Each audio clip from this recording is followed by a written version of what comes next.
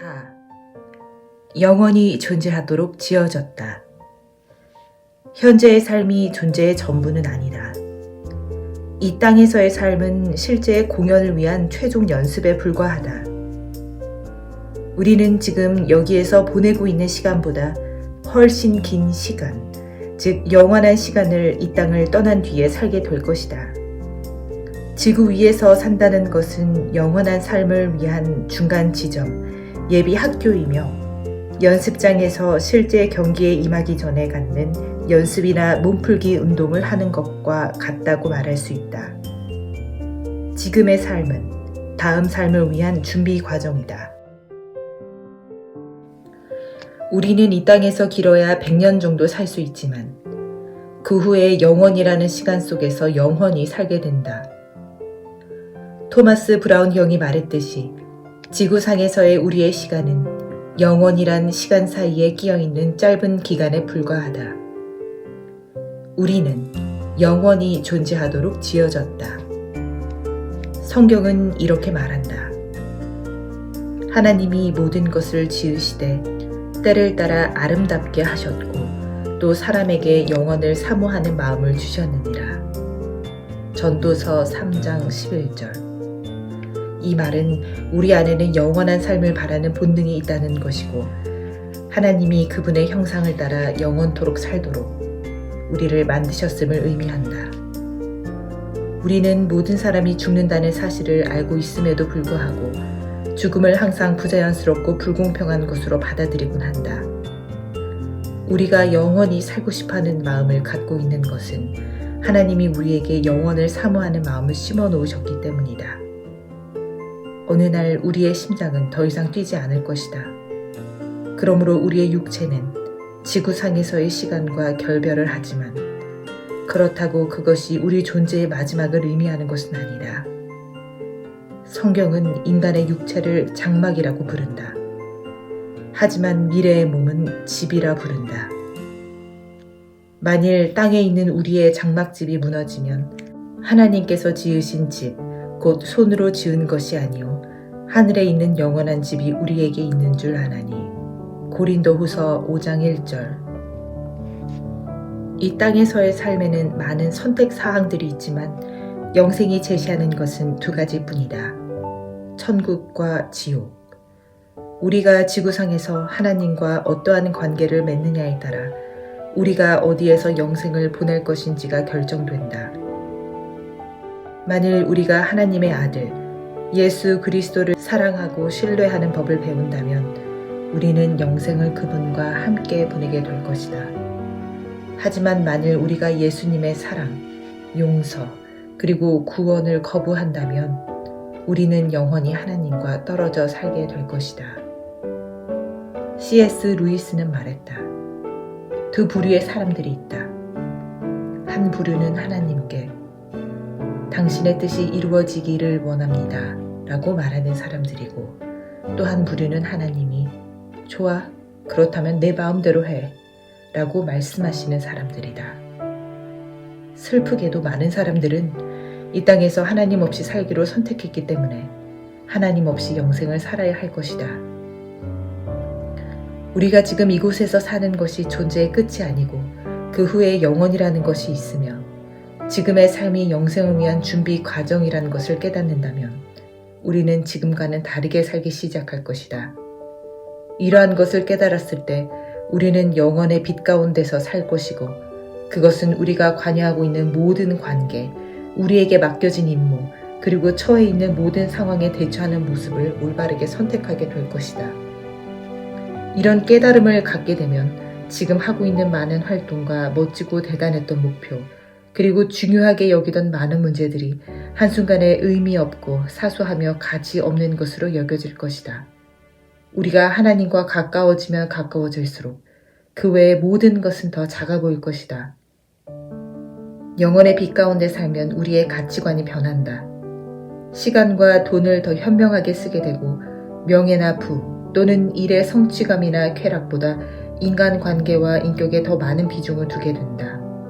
또한 유행을 따르고 대중적인 가치관을 받아들이는 것이 별 의미 없는 하찮은 일이라는 것을 깨닫게 된다. 나는 한때 이 모든 것이 매우 중요하다고 생각했다. 하지만 이제 그리스도가 우리에게 해주신 것 때문에 그것들을 아주 쓸모없는 것으로 여기게 되었다. 빌립보서 3장 7절의 바울의 고백처럼 우리는 삶의 우선순위를 분명히 알게 될 것이다. 현재 이 땅에서의 삶이 우리 삶의 전부라면 나는 이제부터 인생을 즐기라고 제안할 것이다. 착하고 도덕적으로 살아야 하고 자신의 행동에 반드시 책임감을 가지는 의식 따위는 생각할 필요도 없을 것이다. 그리고 그것이 가져올 결과에 대해서도 걱정할 필요가 없다. 우리의 행동들에는 장기적으로 아무런 영향력도 없기 때문에 완벽히 자기 중심적인 삶을 누려도 된다는 말이다. 하지만 죽음이 우리 존재의 끝이 아니라는 사실은 엄청난 차이를 만든다. 죽음은 우리의 끝이 아니고 영생으로의 전환이기 때문에 우리가 이 땅에서 하는 모든 행위에는 영원한 결과가 따른다. 우리 삶에서 이루어진 모든 행동이 영생에서도 계속 영향을 미친다는 말이다. 현재의 삶에서 가장 해로운 면은 근시안적인 사고다.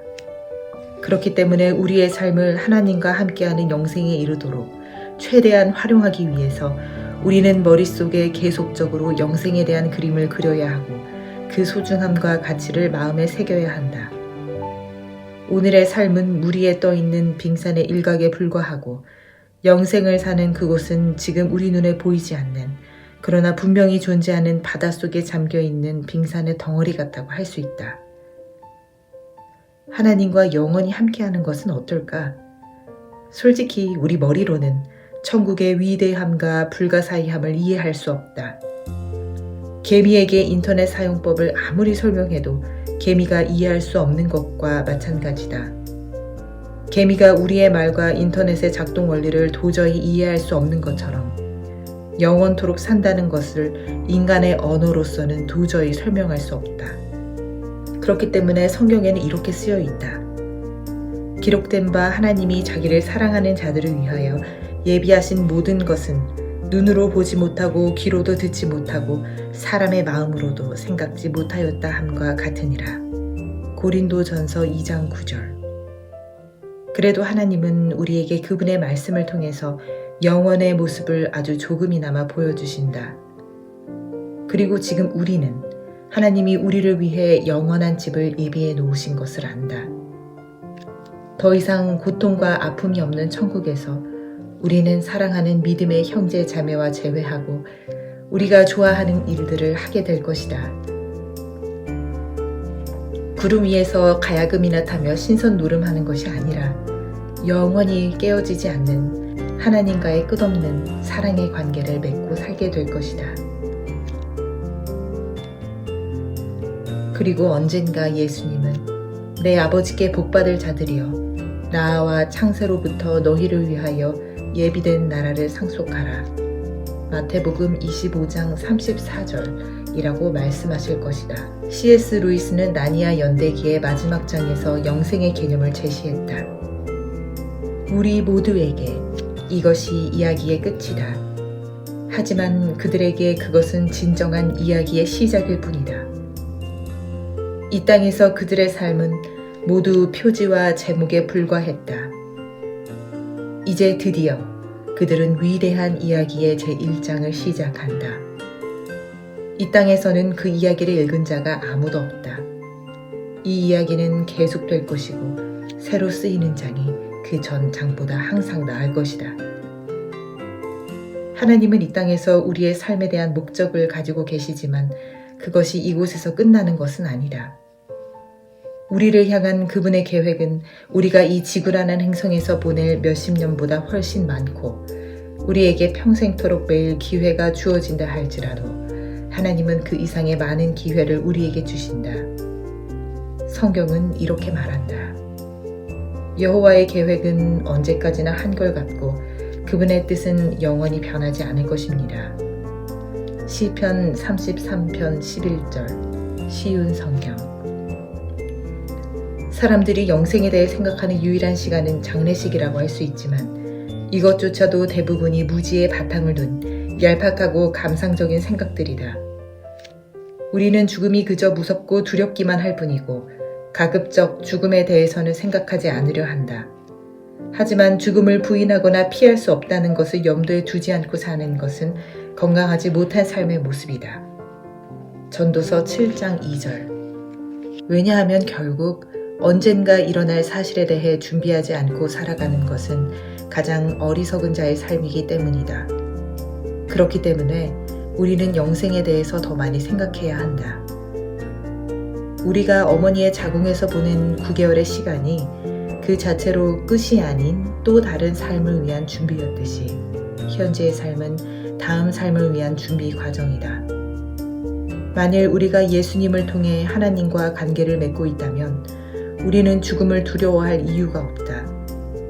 바로 그것이 영생으로 들어가는 문이다.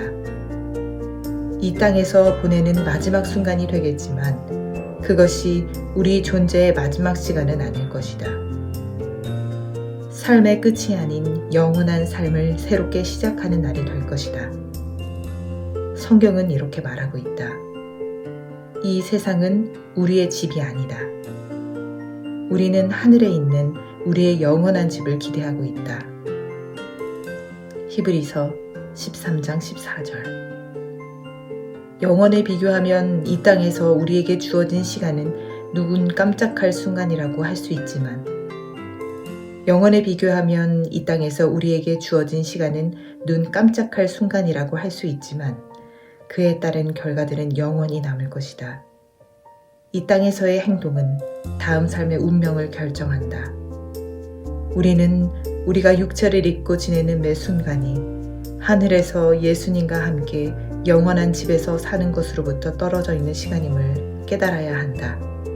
고린도후서 5장 6절. 남은 인생의 첫날이라는 슬로건이 몇 년 전 많은 사람들 사이에서 유행한 적이 있다. 하지만 매일을 인생의 마지막 날처럼 여기고 사는 것이 더 지혜로운 삶의 모습이다. 우리의 마지막 날을 준비하는 것이 매일의 일이 되어야 한다고 쓴 매튜 헨리의 말을 기억하자.